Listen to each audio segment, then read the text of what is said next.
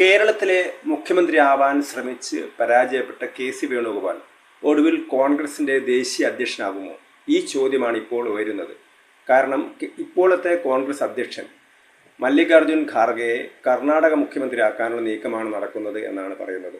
കർണാടകത്തിൽ സിദ്ധരാമയ്യാണ് മുഖ്യമന്ത്രി. അദ്ദേഹത്തെ മാറ്റാൻ വേണ്ടി ഡി.കെ. ശിവകുമാർ വളരെ കാര്യമായി ശ്രമിക്കുകയാണ്. നേരത്തെ തന്നെ ഒരു ധാരണ ഉണ്ടായിരുന്നു എന്നാണ് പറയുന്നത്.